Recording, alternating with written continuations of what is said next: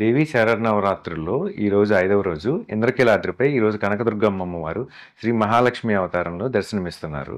So, Mahalakshmidevi సంపదకు, శ్రేయస్సుకు మరియు శాంతికి ప్రతీక. ఈరోజు నేను మీకు ఇవ్వబోయే హెల్త్ టిప్ ఏంటంటే పోస్ట్ మెనోపాజల్ ఉమెన్ అంటారు. అంటే 45-50 ఇయర్స్ అయిన తర్వాత పీరియడ్స్ అయిపోతూ ఉంటాయి కదా! సో, ఆ సమయంలో ఫీమేల్స్‌లో అంటే స్త్రీలలో వచ్చే ప్రాబ్లమ్ ఏంటంటే ఎక్కువగా ఆస్టియోపోరోసిస్ అని వస్తుంది. అంటే ఎముకలు బలహీనం అయిపోతుంటాయి. ఇది ఎందుకు జరుగుతుందంటే శరీరంలో కొన్ని హార్మోన్స్ అసమతుల్యత మూలంగా బోన్ యొక్క డెన్సిటీ, బోన్ యొక్క గట్టితనం అనేది కాల్షియం అనేది తగ్గిపోయి వాళ్ళలో బోన్ చాలా వీక్‌గా తయారవుతుంది. ఇలాంటి వాళ్ళలో చిన్న దెబ్బ తగిలినా కూడా బోన్స్ ఫ్రాక్చర్ అయిపోతాయి.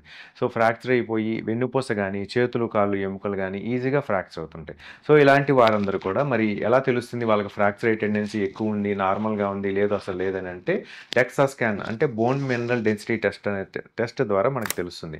ఆ టెస్ట్ చేయించుకుంటుంటే మనం గ్రీన్ జోన్‌లో ఉన్నామా, యెల్లో జోన్‌లో ఉన్నామా, లేదా రెడ్ జోన్‌లో ఉన్నామా తెలుస్తుంది.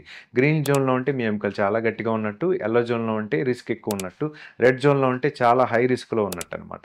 సో, 50 ఇయర్స్ దాటిన ఫీమేల్స్ అందరూ కూడా అంతేకాకుండా సర్జరీ చేసిన హిస్టెక్టమీ చేసి ఉంటారు. వాళ్ళలో ఓవరీస్ కూడా ఒక్కొక్కసారి రిమూవ్ చేస్తారు. అలాంటి వారికి లేదు ఓన్లీ ఓవరీ సర్జరీస్ ఏదైనా ట్యూమర్స్ గాని, గడ్డలున్న ఆపరేషన్ చేసి తీసేసిన అలాంటి వాళ్ళలో కూడా ఈ బోన్ మినరల్ డెన్సిటీ అనేది బాగా తగ్గుతుంది. సో, ఈ టెస్ట్ చేయించుకోవటం ద్వారా మీ ఎముకలు విరిగే అవకాశం ఉందా లేదా అనేది మీకు తెలుస్తుంది. ఆ రిస్క్‌ని మీరు ఈ పరీక్ష ద్వారా చూసుకొని తగిన ట్రీట్మెంట్ తీసుకోవచ్చు.